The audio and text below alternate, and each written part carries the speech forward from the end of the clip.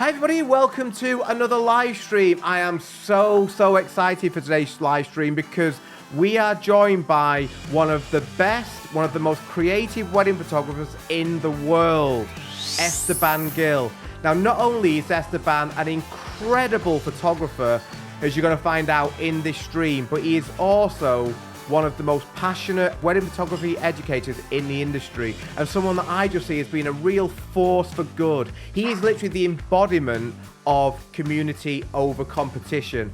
He is the definition of that, and you can find that out if you want to go over to Facebook and join his Facebook group, the Steel and Flint Society. You'll see in there just the amount of information that is shared by Esteban for the good of the whole industry. So it's an honor to welcome Esteban onto today's stream. So all being well, Esteban, thank you very much for joining us. I know you've had a very busy day, so we really appreciate it. It's been an interesting day, interesting week, but I'm not really sure how to even respond to that intro. I mean, that's probably the best intro I've ever gotten in any live stream. I mean, that was an honor, especially coming from the two of you. It's somebody that I've obviously looked up to for a long time. So I appreciate the intro, and I appreciate you having me on. I'm really excited about this. Oh no, honestly, not at all. And it's all true. Like that, there is. It's going away now, I think. But there's certainly still parts of the industry where people keep things to themselves. They don't want to share,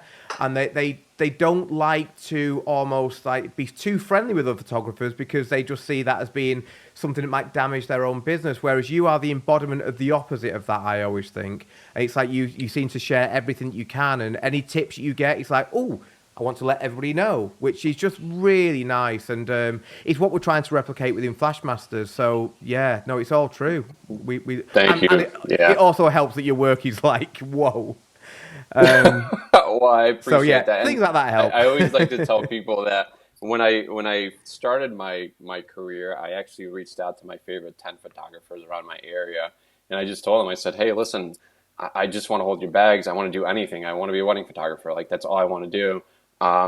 And not a single one of them got back to me. So I was pretty discouraged, and I always said to myself that if I ever have the opportunity to help other people out, whether they're seasoned photographers or whether they're beginning their careers, it's something that I'm really passionate about. And we've even had this conversation before through Instagram when we were talking about Flashmasters. I said, well, I love the idea of it being an education-driven community, and I love what you guys are doing. So I'm definitely a big fan, which is why I joined. So.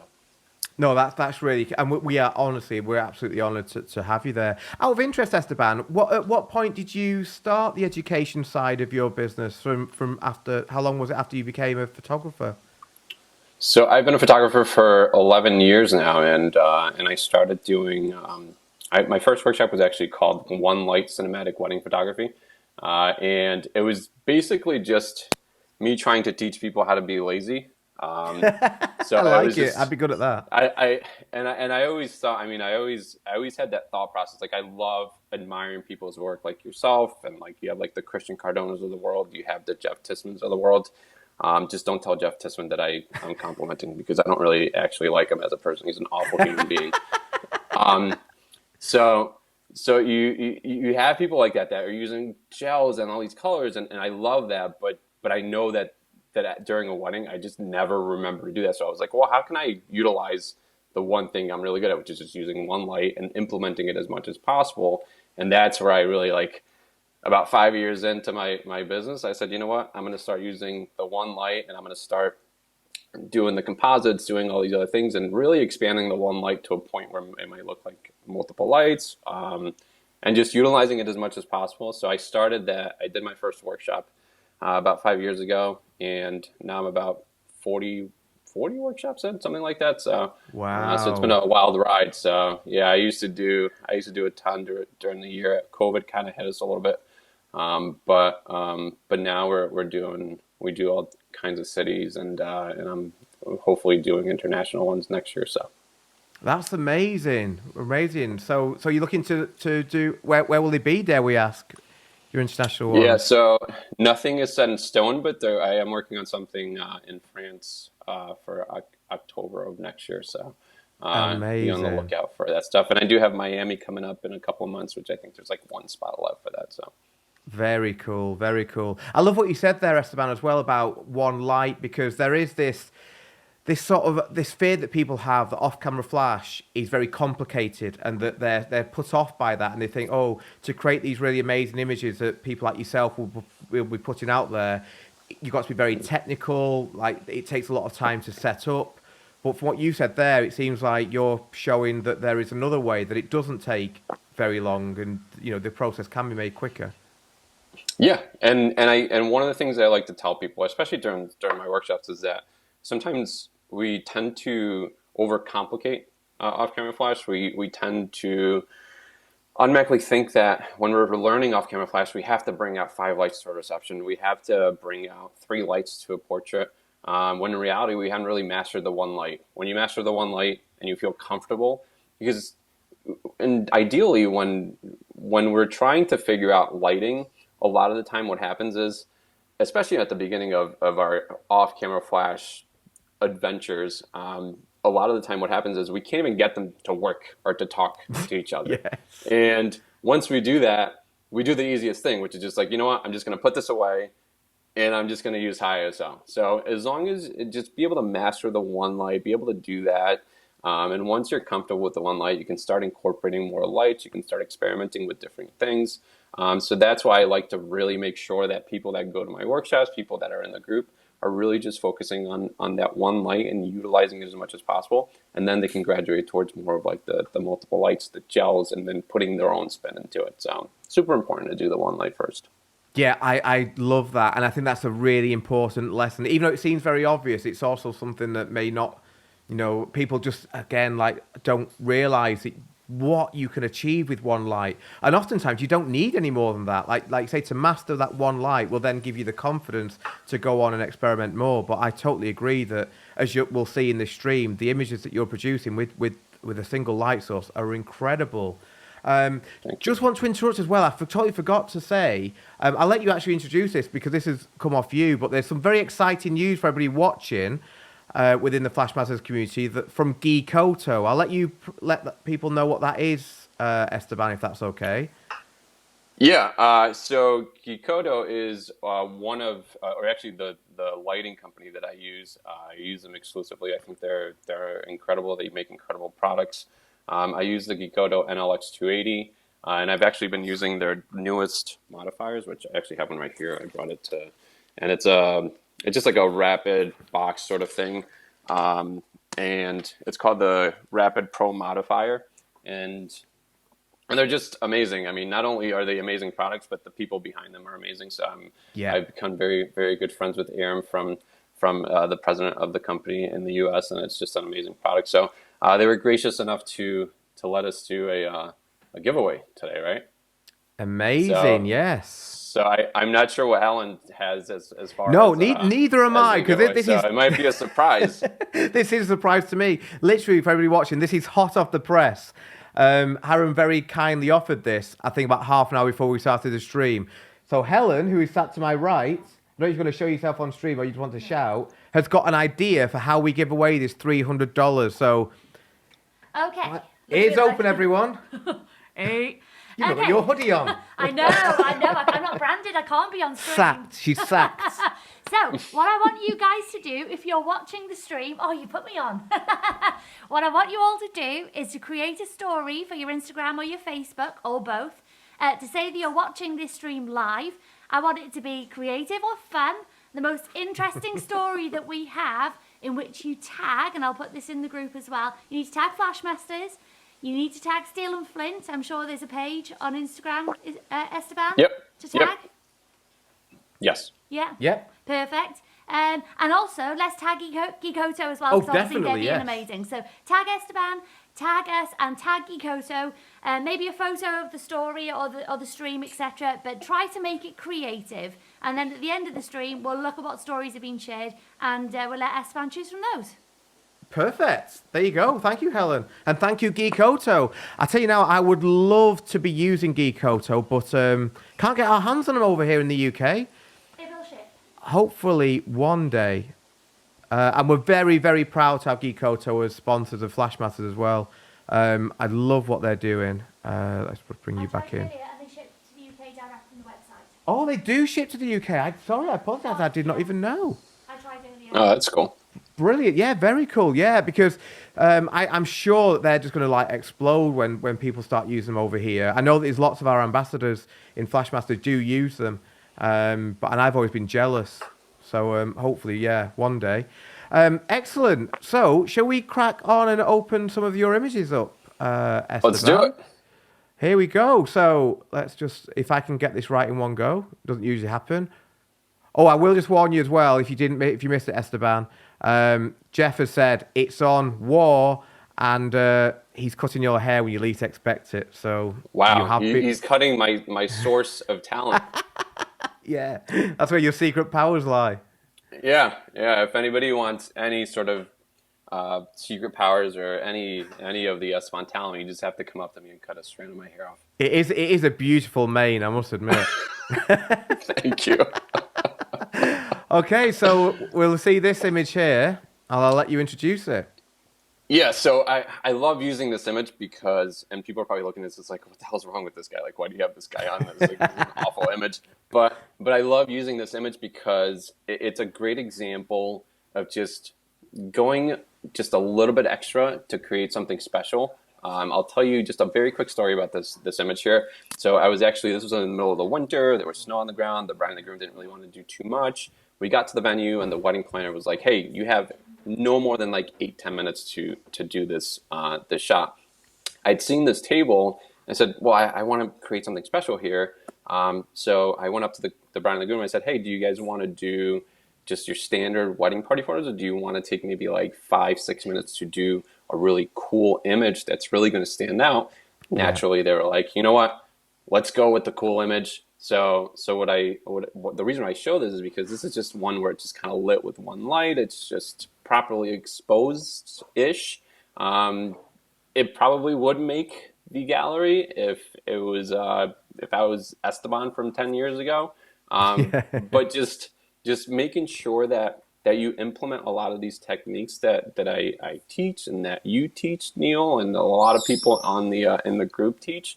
And learn from, it'll really make a difference. So you can go over to the final image and you can see what you can create. Yeah, something like this. Such a difference.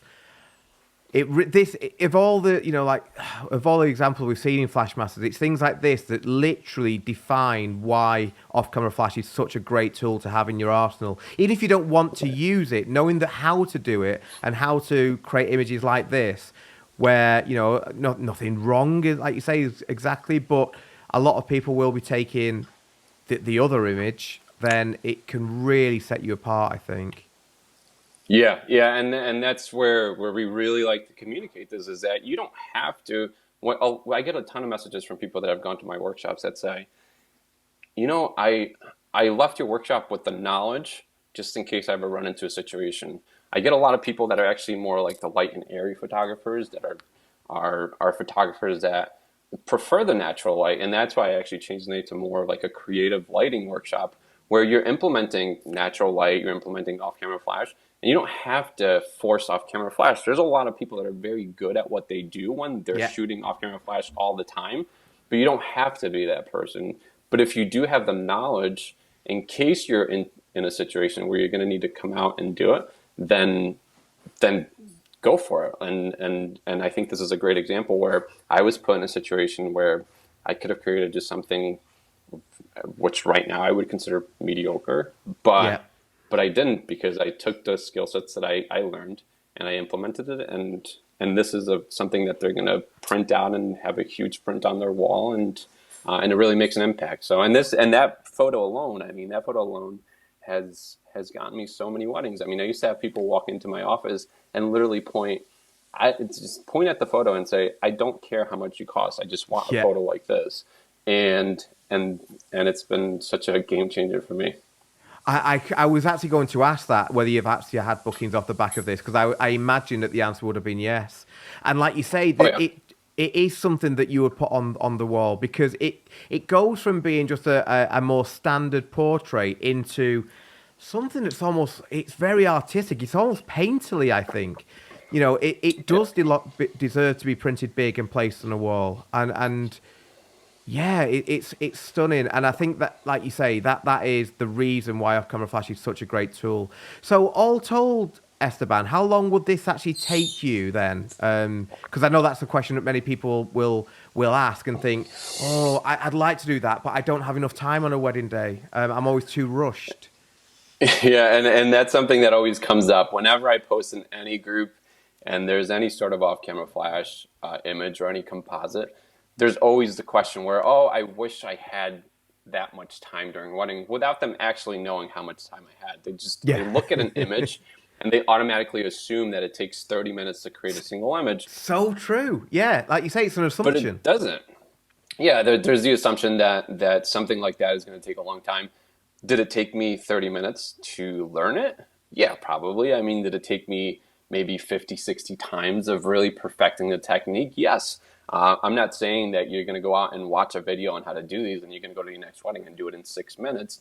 But I'm telling you that if you put the work in, if you put the effort into making sure that the knowledge is there, you can do these very quickly. And I can do something like this in 5, 6 minutes easily. The hardest part about these is actually just communicating the posing, because I think the posing is incredibly important for something like this. You don't want to just tell people, hey, just stand there and do what you want. I usually just kind of give them a little bit of direction, like, hey, just think of Vogue, think of a really dramatic portrait on the cover of a magazine. And then I direct a little bit more. So they might sit there and then I'm just going to do small adjustments. Once I do that, my assistant knows exactly where to stand and I'm just shooting away. And it takes me no more than maybe 2-3 minutes to actually take all the shots. So. That's amazing, and hopefully that puts a lot of people's minds at rest. And I think the key thing is like you almost touched upon there. It's just the practice, isn't it? Once you know what the process is, it will become much easier. So it's the sort of thing I imagine you can practice this sort of thing at home as well. That's what I'd always advise. So when you're going into a wedding day, you've got the technique down. And I do love the pose as well. Like we look at this, and one of the reasons I think it does look so painterly is because it is each person with that photograph is doing something that just you wouldn't normally expect within a group photograph, but it works so well. Like the gentleman on either end, the way that they're looking into the frame with the glasses, they look really cool. Yeah, and we're running super short on time, so I always look at this image, and I took this maybe like 4 years ago or something, but I always look at this image and I always say to myself, I wish I just thought about filling the glasses with something, and they're all empty if you look at them. But it was just such a rush thing. Like literally, the wedding planner was like, "You have like no more than like 8 minutes to do all this," and I had to make a decision. And within 8 minutes, I was like, I had to talk to the groom and the bride and say, hey, do you guys want to do this? And they agreed to it. Then I set everything up. Then I shot it, and then we were done. And that's the only wedding party photo that we have because they chose to do the one shot as opposed to all the other ones because everything was late. They didn't want to take photos outside because it was so cold, but it was worth it in my opinion. So. Oh, without a doubt. Because again, we are in a culture, it seems, with wedding photography these days of almost quantity over quality. But I think, if I was the client, would I want 10 different shots that are, I'm not going to do with them? I prefer to put all your power into creating the one best image you can, because that's all you really need, and you can't get better than this. As Alex has said, there is the wedding Last Supper, exactly. Yeah, it's absolutely stunning. Yeah. Everyone always refers to it as the Last Supper shot. yeah, it really is. No, it's absolutely stunning. And again, that's again, I'm not going to slag this off because it's nothing wrong with it, but that's what that's the more straightforward shot, and the difference is absolutely huge. This is really interesting, actually, and thank you very much for providing us with this, Esteban, the behind the scenes. Yeah, and this is also something that I like to. One of the reasons why I love this shot, especially when I'm talking about composites, it's because a lot of the time there's a misconception that every single person needs to be lit separately, and sometimes you really just need to, especially since it was a rushed shot.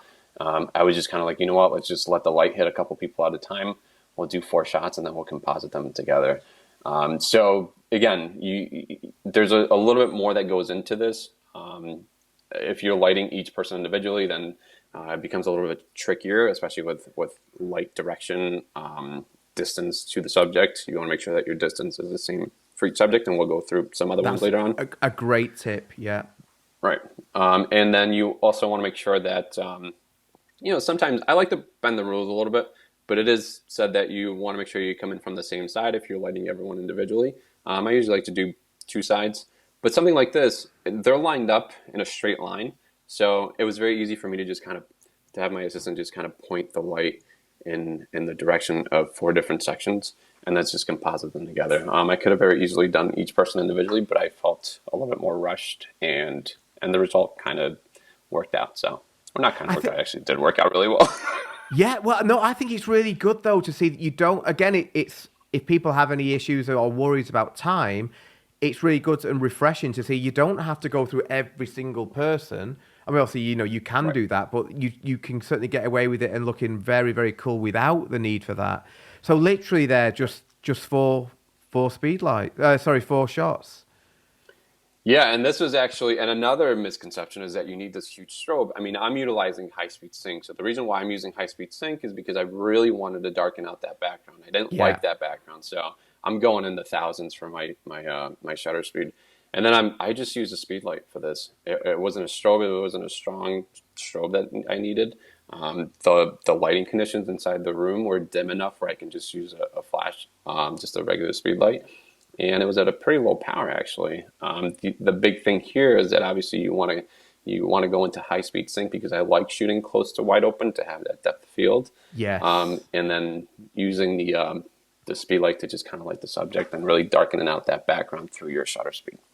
yeah. It's very, very effective. What can I just ask Esteban? What were you using a modifier on here? This was actually years ago, so it was with a Westcott Rapid box, I believe Okay, it was, cool. which is my first softbox I ever purchased when I Ah, first got introduced to off-camera flash. So yeah, it was just a Rapid box. yeah, well, it works very, very well. Again, if anybody's got any Yes. questions about this process, because it's such a useful technique to have, please do let us know in the comments, and I will make sure to ask Esteban, because it is such a great thing. We see it here. It's another stunning example. Again, the Yeah, I thing that hits love me this about one this is too. just how well posed this is. It's beautiful. You can have, and I can also touch on this when we're talking about receptions, but you can have the absolute most beautifully lit image in the world, but if your posing doesn't work, then it's not going to be a strong image. Yeah, And I'm not saying that you have to be an expert at posing. I'm just saying that sometimes you have to make sure that that you're deliberate with the way that you direct your couple. So a lot of the prompts that I like to tell people is, well, let's make sure we make a physical connection with each other and make sure our hands are doing something. Make sure that there's purpose to what you're doing as opposed to just sitting there and not doing anything. So especially if you're lighting in a way that is leading towards that vogue, that really moody, that really dramatic style, then you yeah. want the posing, you want the lighting, you want faces to go with the style. You don't want, I mean, if you look at a lot of these, you generally don't see like people with like massive smiles. Very I do that on true, and it purpose because works. it's not going to Re- work. yeah, Right. exactly. I must admit that that's not something that struck me straight away. The first thing was the composition, how stunning it is. Obviously, the lighting is beautiful, but the posing just jumps out as being that's very carefully thought through. And you're right. It's interesting. It really wouldn't work if they were smiling. They do look like they're there for business, and it also looks it's very magazine like. Very, very. I Right. can only imagine the reaction of your couples when they see these images, because I imagine the process of taking it, they probably think, "What's this guy doing?" Like with all these different pictures, and Yeah. it probably think, "I wasn't lit by that flash that you let off there." Like so they're thinking it's gone wrong, and Yeah. then they see the end image, they'll be like, "Wow." Yeah, it's great. I mean, I'm not somebody that like reveals their images to the couples, but this would be amazing for somebody that does like IPS, where like you're doing a wedding and you're doing a shot like this, and you're using this as your really big wow image. I mean, this could it's landed me weddings. So I imagine that if I were to do IPS or anything like that, you could use this as a shot where people can think, all right, I'll take a massive print of this, Yeah. because they're really powerful and they really make an impact with not only other photographers but with the couples that you're working with. So Totally, I can imagine. Yeah, I'm just so like annoyed almost. I haven't actually tried one of these at a real wedding yet, but I'm so desperate to now after seeing so many amazing examples, and these are amongst the absolute best. thank you. And again, we have there the behind the scenes. Yeah, and you have, and this is actually lit with each person in mind. Since they are another thing that I want to make sure that people understand here is that since they are not in a straight line, then obviously you're going to have to use a different. I sometimes tend to keep my focus point close to the center, so I might need to use a narrower aperture. So I think this one was shot at f7.1. And it Yeah. was outside of high speed things, so maybe in like the hundreds as far as shutter speed, just to make sure that everyone was in focus. You can also just individually focus on each person. It really just depends on what you prefer to do. But again, this was another one of those shots where I really only had, I think they were sitting in this lobby waiting for their bus to bring them to their venue. And my second shooter actually, who was the first time that she had worked with me, she was like, I want to see you do one of these composites. And I was like, oh, this would actually work pretty well. And I almost didn't do it. And she was like, come on, Oh I want you wow, to it show me how almost to didn't do it. happen. So it almost didn't happen. So we were just kind of walking our car, and we walked by the hotel lobby, and we saw them just sitting there waiting for their bus.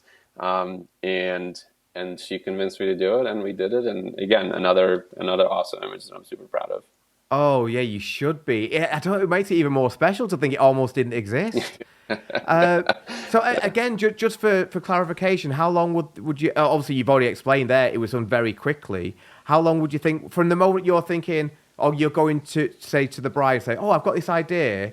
Can we go for it? And she's going to say, oh yeah, let's do it. How long do you think that process is then? Oh, I mean, no longer than 10 minutes. I mean, this isn't something Wow. that's going to take a long time. Again, I was pretty comfortable at doing them. Yes. My second shooter was excited to see me do it, and it was one of those things where we just kind of, from the time that I suggested it, um, then it was. There's actually one bridesmaid here that didn't want to do it, and I just kind of joked around. I was like, "Come on, it's only gonna take a couple minutes." Yeah. And then I'm sure once they saw the final image, they're like, "Oh yeah, I almost made this not happen." So Wow. So, do you mind, Esteban, if I can please ask you just to talk through the process of this a little bit? Like, what the yeah. fundamentals that you, if people are thinking, oh, I really want to give one of these a go. Yeah, so I mean, you really, as far as like equipment that I'm using for anything like this, I'll start off with equipment. So I'm using the Geekoto NLX 280 usually for most of my weddings, or the GT 200. Um, I'm shooting with a Canon R3 and usually using a pretty wide angle lens, so anything from like a 15 to 35 or a 35 millimeter. If I Hmm. have enough space, I'm using a 50 millimeter. I'm very much a 50 millimeter shooter. Um, as far as how to shoot it, I generally, if anybody has been to my workshops, I might say this 1,000 times in the 2 days, and it's usually the first step to off camera flash is no off camera flash. I agree So completely. Yes. it's just such an important snippet that just people just overlook and they don't think, because once you turn everything on and you fire it, you just get confused. So the first thing So that I true. do, yeah, and the first thing that I do is usually just get my ambient light corrected through my camera settings, and then I introduce my flash. I usually introduce my flash at about 1/32, which is closer to the halfway range of the power range. So then I'll take a test shot. I'm usually about like 3 to 4 feet away from my subject. Take a test shot, see how that looks, adjust my power depending on what that test shot looks like. And then my second shooter or my assistant, I just make sure that I tell them that maintain the same distance, and then maintain either, if I want it to look like it's one big light, then I want to make sure that the person holding the light is coming from the same direction. If I want to make it look like there's two large lights, then I'll split the group. So I'll go, let's say there's 7 people or 6 people. We'll do 3 from one side, and then I'll have my assistant light the other 3 from another side. So again, most people will say, "Oh, you should only do one side," but in reality, it's like however you think. I like symmetry, so So I like to make sure that I light from both sides if there's an even number of people. And then again, I'm just shooting through. I also, if I feel like I'm going to need to bring back that background, then I might just shoot an actual plate shot of the background and then just introduce that into the composite as well. But with this, I actually didn't. I was actually able to recover it from one of these 7 shots that I took. So, and again, I mean, it's really 70% about the posing and the direction of that you're giving your the people that you're photographing. Yeah. Thank you very much for that, Esteban. That's really useful. And on that, Alex just asked, how do you actually go about posing people for these shots? Do you pose them each individually? So there's steps to this. So the first step is always giving them a visual of what they should look like. So you say, I want to do a Vogue shot. I want to do a very dramatic fashion type of shot. So when you use keywords like that, it's automatically implementing that idea into their heads and they kind of know what they're supposed to look like. So then I tell them, go in and do your best Vogue impression. And then they go in.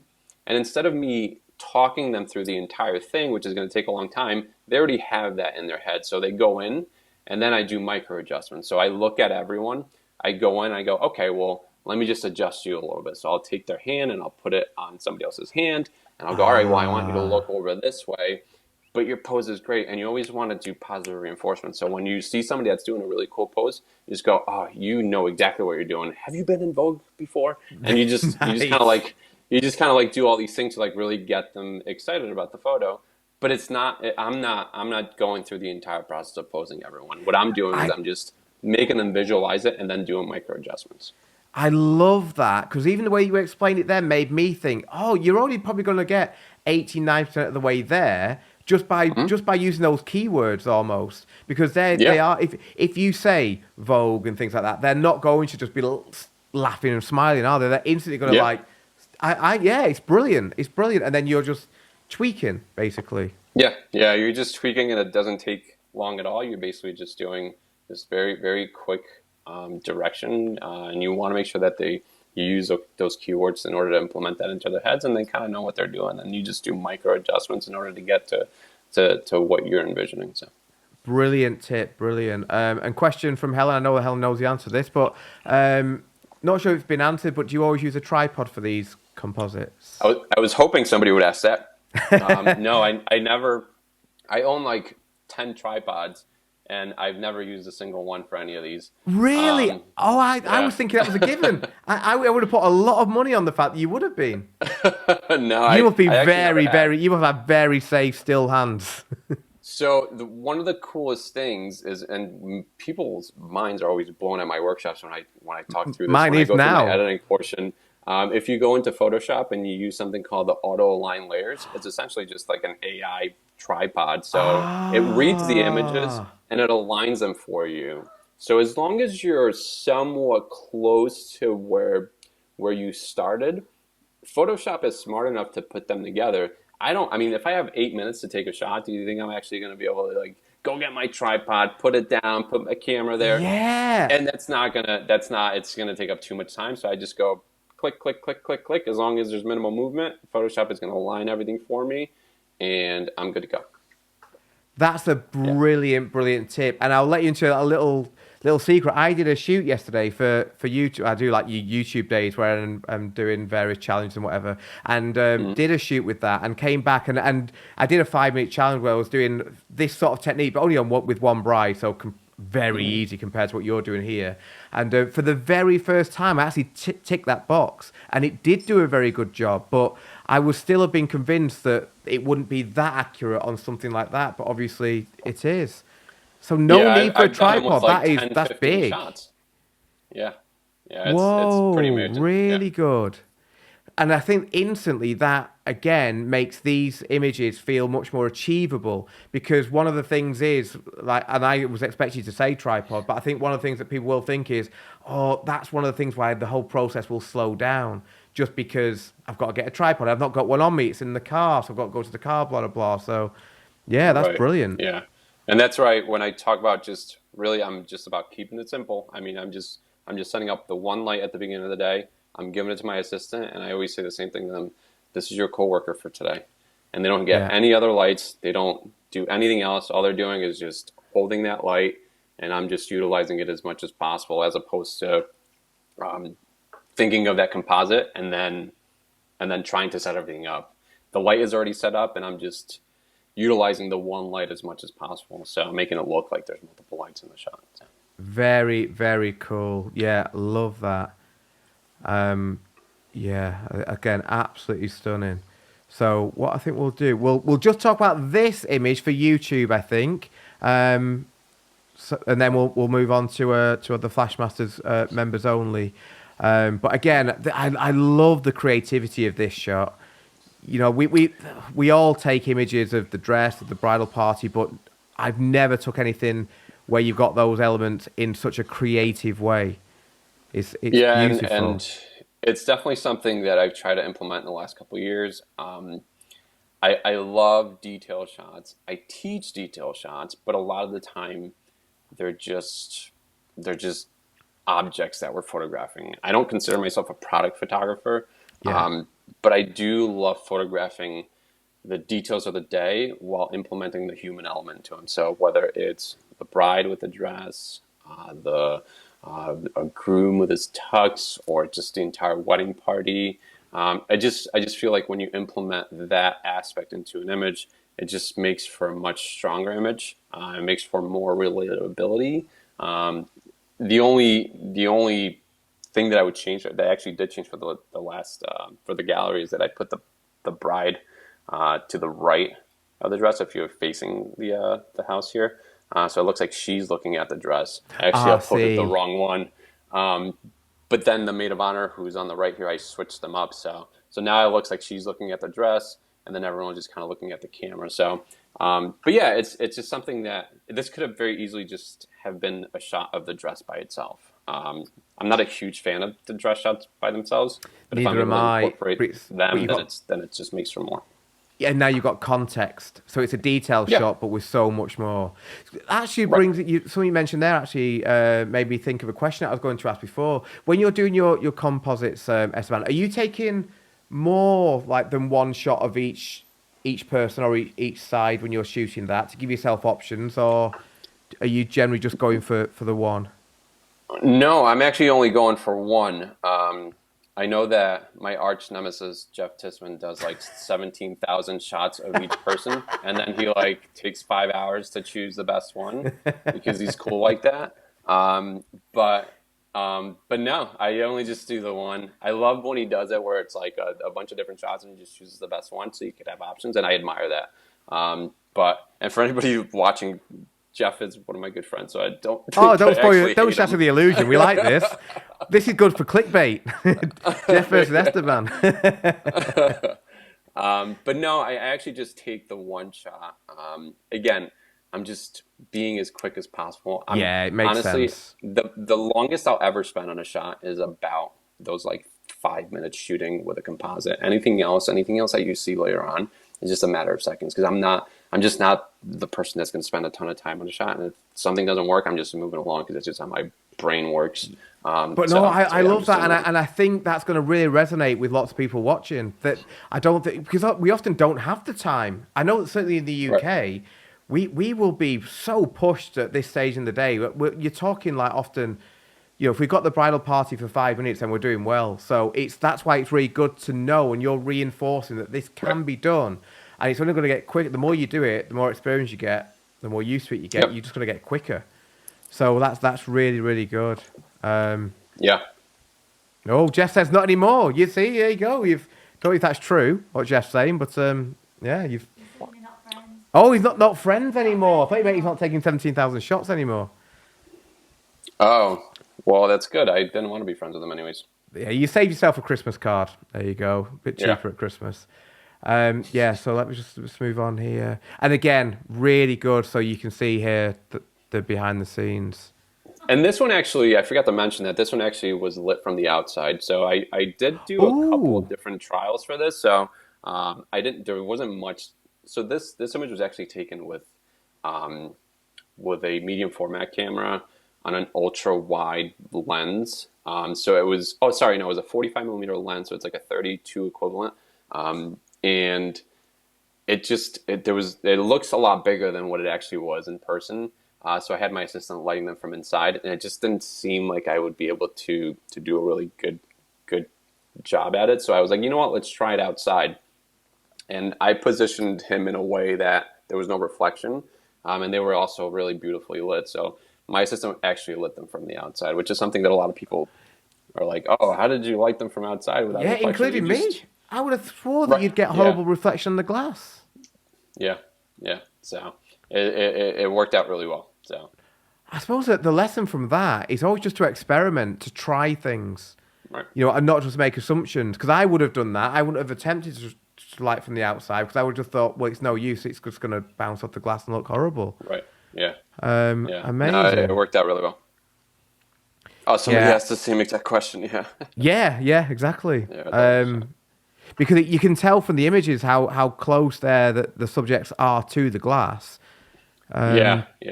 And it also works out really well that they're just like basically perfect rectangles. So you can basically just Photoshop and put them wherever you'd like. So yeah. So it's not like weird shapes or anything like that where you can. I mean, they're all the same size. So I basically just took the bride around the other side, and it just didn't really make any difference at all. So it worked out really well. Very, very cool. You can see here how you can now, as a photographer, become excited about parts of the day that traditionally, dare I say, we don't really always enjoy that much, i.e. taking group photographs of the bridal party. So, you've shown there how you can just really open yourself up to creative options when you're thinking like this. Before we get into this bit, this is what we'll talk about next, but bit of clickbait for everybody there. I'm going to say thank you so much, Esteban, for joining us. So if you're watching on YouTube, then we're going to close the stream now. We are going to carry on speaking to Esteban and talk about lots of other images, but that will be available to watch just in the Flashmasters member zone. So if you do want to join us in the Flashmasters community, and why wouldn't you? Because there is so much educational content in there. This full stream will be available in there as soon as you join. You can just log into the website. All the videos that we've done over 12 months now are available for you to watch. So, Esteban, thank you so much for joining us. Also, if you haven't done so already, please go and check out Esteban's Facebook group, Steel and Flint Society. It is brilliant. I guarantee you will get so much value and so much content from that group. So go and check out Esteban's group. You won't regret it. So yeah, thank you so much again, Esteban, for joining us. Thank you for watching on YouTube. We hope you will join us soon in the Flashmasters community where you can watch the full stream. But in the meantime, we will see you soon. Thank you, Esteban.